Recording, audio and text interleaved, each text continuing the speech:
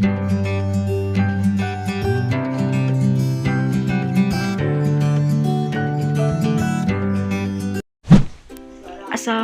warahmatullahi wabarakatuh. Halo, perkenalkan nama saya Hana Faiza Amalia. Saya Putri Ramadhani Salihah.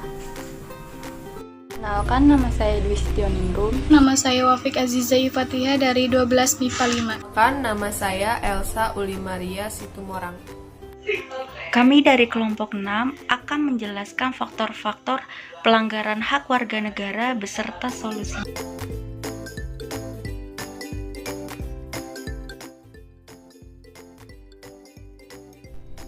Pengertian hak warga negara adalah hak yang diterima setiap manusia yang berada pada suatu negara tertentu dan dibatasi dengan adanya aturan yang berlaku. Pengertian kewajiban warga negara adalah segala sesuatu yang harus dilaksanakan oleh warga negara yang telah diatur dalam ketentuan perundang-undangan. Faktor internal penyebab terjadinya pelanggaran hak dan pengingkaran kewajiban warga negara adalah yang pertama, rendahnya tingkat kesadaran dalam melakukan kewajiban demi memenuhi hak warga negara lainnya. Yang kedua, memiliki sikap apatis terhadap terpenuhinya hak warga negara lainnya. Yang ketiga, memiliki sifat intoleran. Yang keempat, memiliki sifat individualisme. Yang kelima, memiliki kondisi psikologis yang buruk. Selain faktor internal, ada juga faktor eksternal. Yang pertama adalah penyalahgunaan kekuasaan. Dalam penyalahgunaan kekuasaan dalam lingkungan masyarakat, berwarga negara, maupun berbangsa, salah satunya adalah membuat kebijakan yang tidak sebanding dengan hak dan kewajiban warga negara. Lalu yang kedua adalah ketidaktegasan aparat penegak hukum.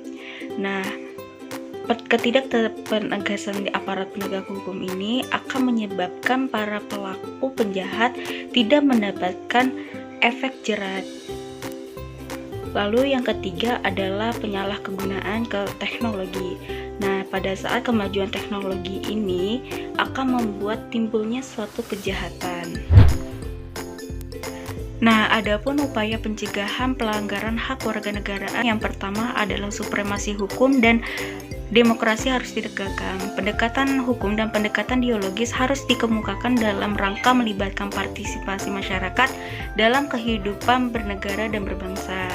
Yang kedua adalah mengoptimalkan lembaga selain lembaga tinggi warga negara yang berwenang dalam penegak hak dan kewajiban seperti KPK, Komnas HAM, dan juga KPAI.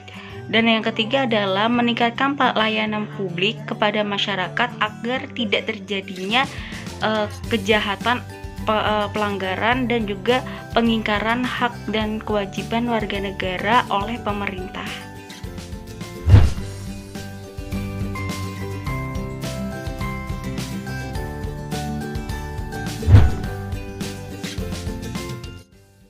Sering kita melihat seseorang membuang sampah sembarangan, atau bahkan kadang kita sendiri pun melakukannya. Kini, banyak dari kita yang membuang sampah tidak pada tempatnya, seperti membuang sampah ke sungai dan juga selokan. Padahal, banyak dampak dari membuang sampah sembarangan, seperti adanya polusi lingkungan dan lautan yang membahayakan biota laut, menjadi salah satu penyebab terjadinya bencana banjir, dan juga membuat tubuh lebih rentan terhadap penyakit. Lalu, apa saja faktor-faktor yang menyebabkan masyarakat membuang sampah sembarangan? Oke, sekarang kita masuk ke faktor penyebab. Nah, yang pertama ada faktor penyebab pembuangan sampah sembarangan. Yang pertama yaitu faktor pendidikan. Nah, misalnya seperti kurangnya edukasi dan sosialisasi dari pemerintah terhadap masyarakat untuk melakukan pembuangan sampah pada tempatnya. Apabila kurangnya edukasi, maka masyarakat ini tidak akan tahu pentingnya untuk membuang sampah dan mengelola sampah dengan baik dan benar. Lalu yang kedua ada faktor teknologi, yaitu masih kurangnya teknologi dan ilmu yang mampu mengelola dan melakukan pembudayaan terhadap sampah-sampah di sekitar. Lalu yang ketiga ada faktor sosial budaya, misalnya kurangnya sikap masyarakat dan kesadaran masyarakat terhadap membuang sampah pada tempatnya, yaitu sikap yang membiasakan buang sampah sembarangan itu sudah semakin hal yang biasa di sekitar masyarakat, sehingga masyarakat menjadi lebih memilih untuk membuang sampah sembarangan. Lalu yang keempat dan yang terakhir adalah faktor penegak hukum, yaitu kurangnya ketegasan pemerintah dalam melakukan sanksi atau denda terhadap masyarakat yang membuang sampah sembarangan. Kita bisa lihat contohnya seperti negara di Singapura yang melakukan sanksi atau denda kepada masyarakatnya yang melakukan pembuangan sampah sembarangan. Solusi agar pembuangan sampah sembarangan dapat berkurang atau bahkan menghilang. Yang pertama, mengurangi penggunaan produk sekali pakai agar dapat mengurangi sampah dan pembuangan sampah sembarangan. Yang kedua, membiasakan diri untuk membuang sampah pada tempatnya dan selalu mengingat akan akibat dari membuang sampah sembarangan. Yang ketiga, mendaur ulang sampah menjadi produk yang dapat digunakan kembali. Mendaur ulang sampah dengan cermat juga dapat memiliki nilai ekonomi yang lumayan menguntungkan bagi masyarakat. Yang keempat, mendonasikan barang-barang layak yang tidak terpakai. Mendonasikan barang selain dapat mengurangi pembuangan sampah sembarangan, juga dapat memberikan manfaat lainnya bagi orang banyak. Yang kelima, pemerintah memberikan sanksi agar masyarakat tidak mengulangi perbuatannya kembali.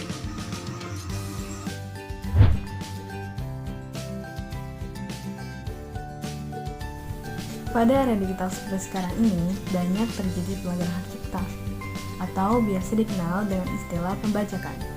Pelanggaran hak cipta adalah penggunaan suatu materi atau menggandakan, membuat ciptaan turunan, menampilkan suatu materi yang masih dilindungi hak cipta tanpa seizin pencipta atau pemegang haknya.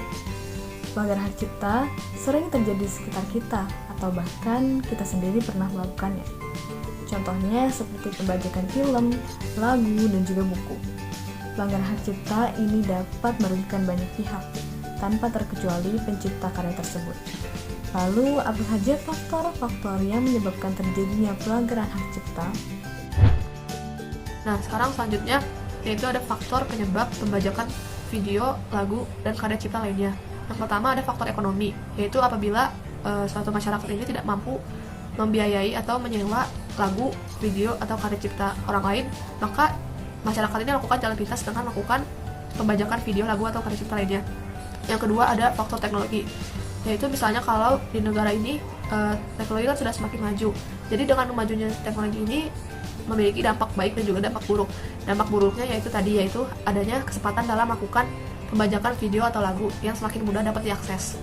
Lalu yang ketiga yaitu faktor sosial dan budaya, misalnya masyarakat yang sudah semakin biasa dalam melakukan pembajakan video, lagu, atau karya cipta lainnya. Dan yang keempat dan yang terakhir adalah faktor penegak hukum, yaitu pentingnya pemerintah dalam mensosialisasi dan mengedukasi masyarakat melalui penegasan hukum dalam melakukan pembajakan video atau karya lagu atau karya cipta lainnya. Solusi agar pembajakan buku dapat berkurang atau bahkan menghilang. Yang pertama, mengajak masyarakat untuk berhenti membeli atau mendownload pembajakan buku secara ilegal, karena itu sama sekali tidak menghargai penerbit atau hak cipta tersebut. Yang kedua, mengajak masyarakat untuk mengapresiasi karya original.